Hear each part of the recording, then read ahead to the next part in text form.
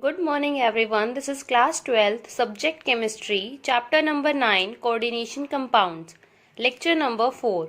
In this lecture, I will be discussing valence bond theory in coordination compounds. Nature of coordination compounds and isomerism in coordination compounds. Next is valence bond theory in coordination compounds. So as we have discussed that in coordination compounds, there is a coordinate bond between metal and ligand.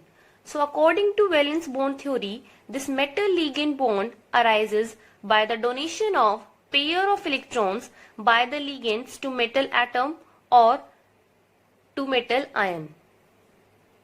That is, the bond between metal and ligand is formed by the donation of pairs of electron by ligands to metal atom or metal ion. Now, where these ligand donates electrons, that is pair of electrons to metal ion or metal atom. So to accommodate these pairs of electron, the metal ion must possess requisite number of vacant orbitals of equal energy, and these orbitals are obtained by the hybridization of orbitals of metal atom to give a set of hybrid orbitals of equal energy, and for these hybrid orbitals, metal ion or metal atom can use its n-1d ns-np or ns-np-nd orbitals for hybridization. So first postulate of valence bond theory is metal-ligand bond arises by the donation of pair of electrons by ligands to metal atom or to metal ion, and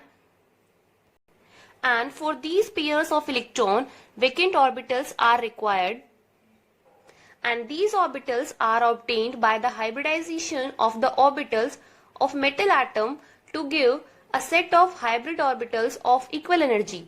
That is, metal ion or metal atom can use its n-1d ns-np or ns-np and nd orbitals for hybridization. Third postulate is valence bond theory gives the hybridization, geometry and magnetic properties of the coordination compounds. That is, with the help of valence bond theory, we can find out the hybridization, geometry and the magnetic properties of coordination compounds. So here is the table in which number of orbitals and types of hybridization is given. So first is when the coordination number is 4, then the type of hybridization is sp3 and the distribution of hybrid orbitals in space is tetrahedral. Second is when the coordination number is 4, there is one or more possibility, that is the hybridization is dsp2 and the shape is square planar. That is, the distribution of hybrid orbitals in space is square planar. So in coordination number 4, we have two possibilities, sp3 and dsp2. Now, when the coordination number is 5, then the type of hybridization is sp3d and distribution of hybrid orbital in space is trigonal bipyramidal. Now, next is when the coordination number is 6. So for 6 coordination number, there are two possibilities. Either the hybridization is sp3d2 or d2sp3, and the distribution of hybrid orbital in space is octahedral for coordination number 6. So in coordination number 4, there are two possibilities, sp3 or dsp2, and in coordination number 6, either the hybridization is sp3d2 or d2sp3. Now one by one we will discuss octahedral and tetrahedral complexes. That is coordination number 4 and coordination number 6 with the help of some examples. So first we will discuss the case of octahedral complexes.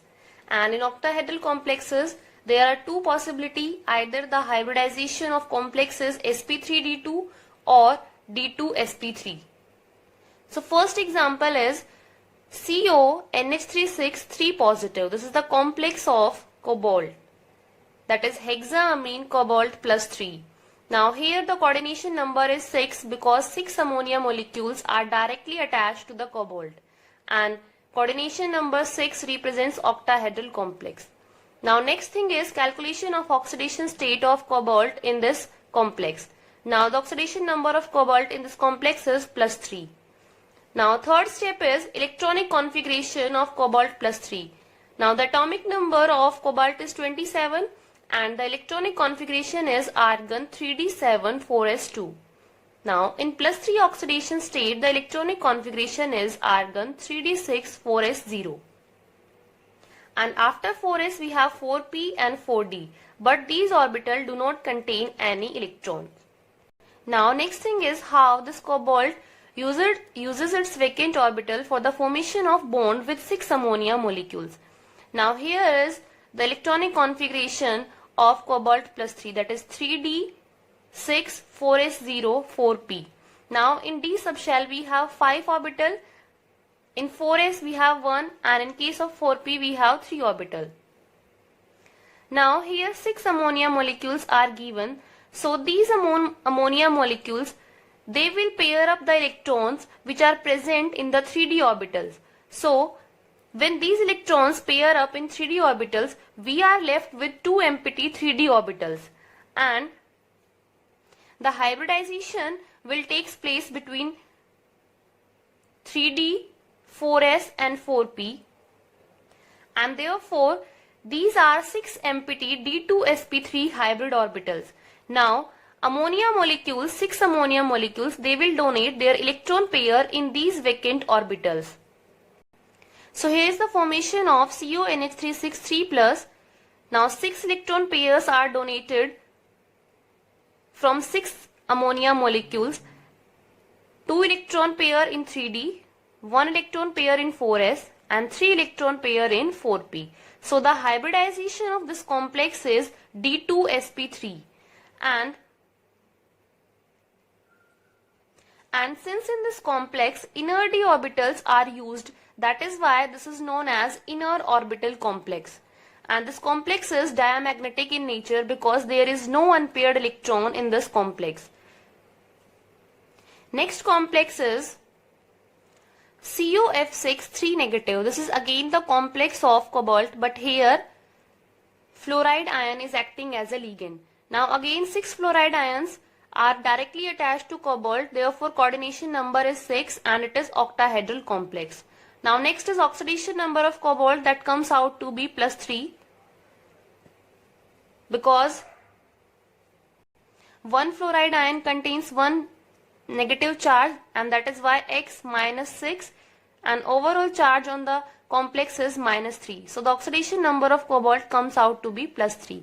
Now next thing is electronic configuration of cobalt +3. So again the electronic configuration of cobalt +3 is argon 3d6 4s0 4p0 and 4d0. So here is the orbitals of cobalt +3. In 3d it has 6 electrons, whereas in 4s 4p and 4d there is no electron. Now what will happen in this complex? Fluorine, it does not pair up the electrons which are present in 3d orbitals, and that is why in this complex we will use 1s 3 4p and 2 4d orbital for hybridization, because there is no vacant orbital, or you can see that no 3d orbital is vacant for the hybridization, and for octahedral we need 2d orbital. So here all the orbitals, they contain electron in 3d. So in case of COF6 3-, because fluorine does not pair up the electron, so we will use outer d orbital, that is 1 4s 3 4p and 2 4d orbital for the hybridization. So this is the formation of COF6 3-.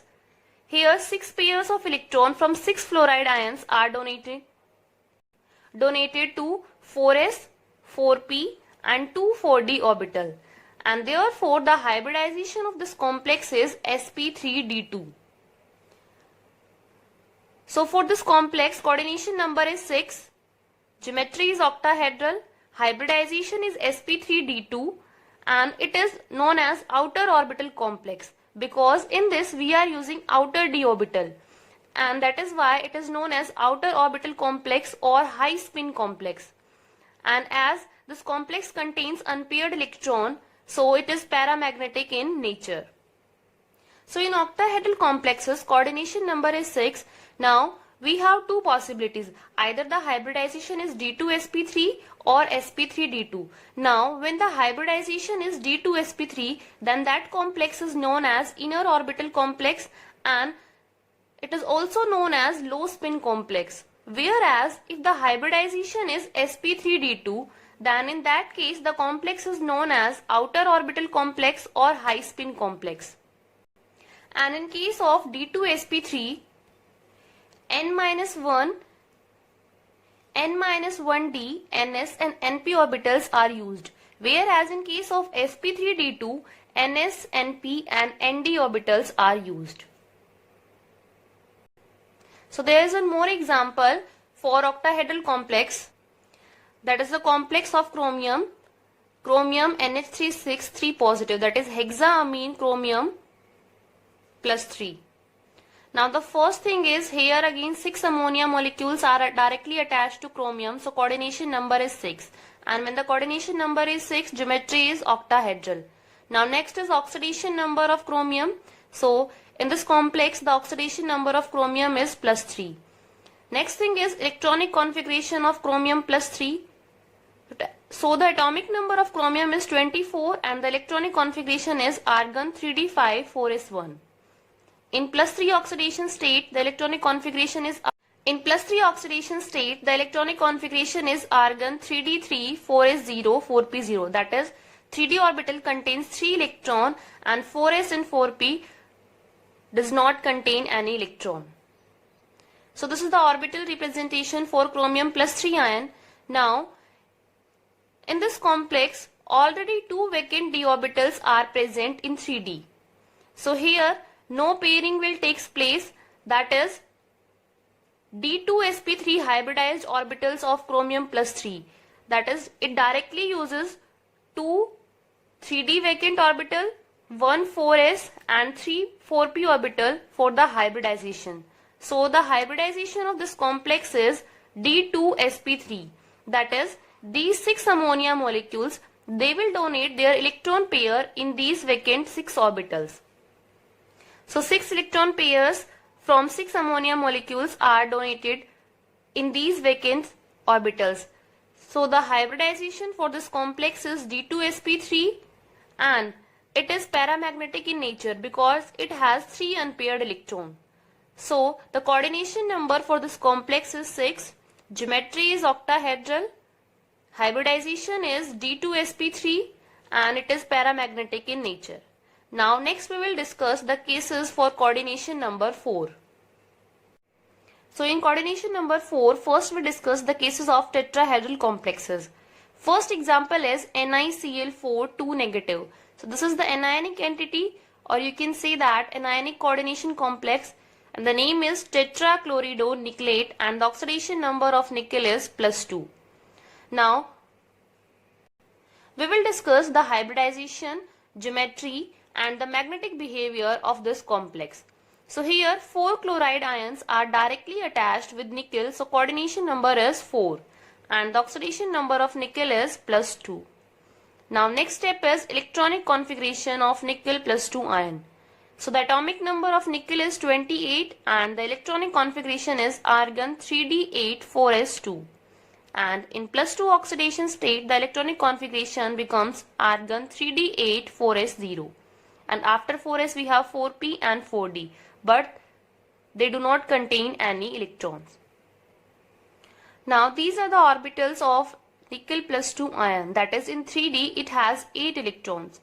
Now NiCl4 2 negative, in this complex chloride ion, that is the chloride ion, it will not pair up these 2 electrons, and therefore in hybridization outer orbitals are used, that is 1s and 3 4p orbitals are used, and the hybridization of this complex is sp3. So in this complex nickel will use its 1 4s and 3 4p orbital for the hybridization. So this is the formation of NiCl4 2 minus complex. So here these are 4 sp3 hybrid orbitals, and in these 4 hybrid orbital. So next complex is NiCO4, that is tetracarbonyl nickel. Here 4 carbon monoxide are directly attached with nickel and therefore the coordination number is 4.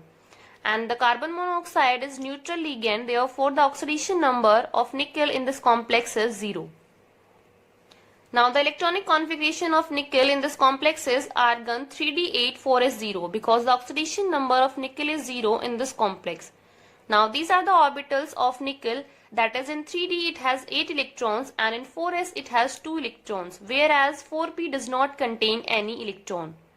Now in NiCO4, the CO ligand, it will pair up these two d electrons which are present in 3d orbital with 4s, that is these 2 electrons, they will pair up with these 3d electrons and we are left with empty 4s. Now in coordination number 4, 2 possibilities are there, either it will use dsp2 or sp3. Now here no 3d orbital is vacant, that is all 5 3d orbitals are filled. So in this complex nickel will use its 1 4s and 3 4p orbital for the hybridization, and in this complex the hybridization is sp3, that is it will use 1 4s and 3 4p orbital for the hybridization, and this is the formation of NiCO4. 4 electron pairs donated by 4 carbon monoxide molecules, that is 1 electron pair in 4s and 3 electron pair in 4p. These 4 are hybrid orbital which are used in this complex. So in case of nickel tetracarbonyl, the coordination number is 4, sp3 is the hybridization, and the geometry is tetrahedral and it is diamagnetic in nature because it does not contain any unpaired electron.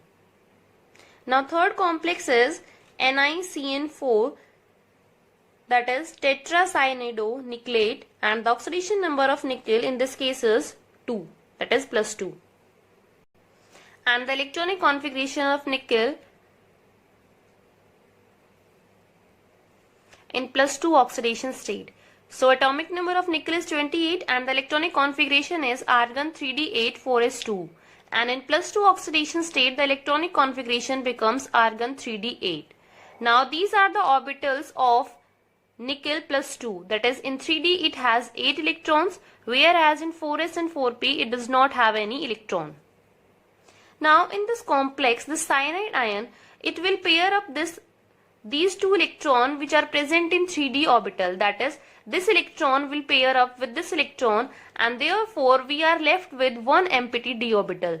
That is in case of this complex, that is in NiCN4 2- dsp2 hybridized orbitals of nickel +2 is used. So here dsp2 hybridization is there because the cyanide ion, it will pair up the electrons which are present in 3d orbital, and after pairing up of these two 3d electrons we are left with one empty d orbital, and it uses one 3d orbital, one 4s orbital and two 4p orbital. Therefore the hybridization in this complex is dsp2. So this is the formation of NiCN4 2-. Here 4 electron pairs are donated by 4 cyanide ions, 1 pair in 3d, 1 pair in 4s and 2 pair in 4p. So the hybridization of this complex is dsp2 and the shape is square planar complex. So in NiCN4 2-, coordination number is 4, hybridization is dsp2 and it is square planar complex. And it is diamagnetic in nature because there is no unpaired electron in this complex. So NiCN4 2- is diamagnetic in nature. So these are the examples in coordination number 4. Now next we will discuss some more examples and magnetic properties of coordination compounds. Next is magnetic properties of coordination compounds. For metal ions up to 3 electrons, example in titanium +3, vanadium +3 and chromium +3 in the 3d orbital, That is, in titanium plus 3 it has 1 3d electron, in vanadium plus 3 it has 2 3d electron, and in case of chromium plus 3 it has 3 3d electron. And in octahedral complexes, in case of d1, d2 and d3, always 2 vacant d orbitals are present, and therefore they are available for octahedral hybridization with 4s and 4p orbitals. Hence d2sp3 hybridization is there when 3d1, 3d2 and 3d3 electrons are there in 3d orbital. Second is when more than 3 3d electrons are present, then the required pair of 3d orbitals for octahedral hybridization is not directly available, and vacant pair of d orbital results only by pairing of 3d electron. That is, in case of d4, d5 and d6, and when these electron pairs up, so in d4 2 unpaired electron, and in d5 1 unpaired electron, and in d6 there is no unpaired electron respectively. So when in d4, d5 and d6 pairing will take place, so unpaired electrons are 2, 1 and 0 respectively in d4, d5 and d6. So first example is MnCN6 3 negative. So we will calculate the hybridization and the magnetic behavior of this complex. So here the oxidation number of manganese is +3, and this is the orbital representation of manganese +3. Here in 3d it has 4 electrons. Now these cyanide ions, they will pair up the electrons which are present in 3d orbitals, and therefore after pairing 2 3d electrons are empty, and therefore in this complex 2 3d, 1 4s and 3 4p orbitals are used for the hybridization. That is, the hybridization for this complex is d2sp3, and here in this complex 2 unpaired electrons are present. So we can calculate the magnetic moment, that is given by mu equals to n+2, where n is number of unpaired electron. So here in this complex 2 unpaired electrons are present, so the magnetic moment will be 2 into 2 plus 2, and the magnetic moment comes out to be √8 Bohr magneton. Next complex is the complex of iron. So here again the oxidation number of iron is +3, and here 6 cyanide ions are directly attached to iron. So coordination number is 6, and therefore the complex is octahedral. Now the electronic configuration for iron in +3 oxidation state is 3d5 4s0. So these are the orbital representation of Fe+3 ions. That is, in 3d it has 5 electrons. Now again in this case cyanide ions, they will pair up the electrons which are present in 3d orbitals, and when these electrons will pair up, we are left with 1 unpaired electron and 2 empty orbitals, and these empty orbitals are used for the hybridization. That is, in these 2 empty orbitals cyanide ions, they will donate their electron pair, and therefore the hybridization in this complex is d2sp3, and 1 unpaired electron is present in this complex. So we can calculate the magnetic moment, that is given by n+2.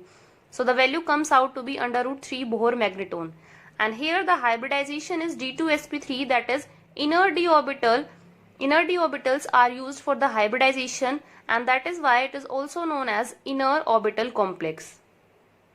Now third example is FeF6 3-. Again it is the complex of iron, and the oxidation number of iron is +3 in this complex.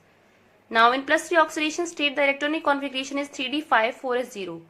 Now here fluoride ion is acting as a ligand, and this fluoride ion, it will not pair up the electrons which are present in 3d orbital. Therefore iron, it will use its outer orbital for the hybridization, that is 1 4s, 3 4p and 2 4d orbital. That is, the hybridization in this case is sp3d2, and since in this complex outer d orbitals are used for the hybridization, so this is outer orbital complex, and here 5 unpaired electrons are present. So we can calculate the magnetic moment by this formula, and this complex is paramagnetic in nature because it has 5 unpaired electrons. So similarly we can calculate the magnetic moment and the geometry for this complex, that is MnCl6 3 negative. Again, in this complex, chloride ion is acting as a ligand and it will not pair up the electron. Therefore, in this complex, 4 unpaired electrons are present and the hybridization is sp3d2. So in this case, manganese, it will use its outer orbital for the hybridization, and the hybridization is sp3d2 in this complex. Now next is limitations of valence bond theory. So first limitation is it involves a number of assumptions, that is, there are many assumptions made for the explanation of metal and ligand interaction. Second limitation is it does not give quantitative interpretation of magnetic data. That is, no quantitative interpretation of magnetic data is given by this theory. And third is it does not explain the color exhibited by coordination compounds. As coordination compounds, they exhibit color, but this theory does not explain why the color is exhibited by coordination compounds. So this is all about valence bond theory. Now after doing this, you can solve NCERT exercise question number 13, 14, 15 and 19. So this is all about valence bond theory in coordination compounds. Thanks for watching and please like and subscribe this channel.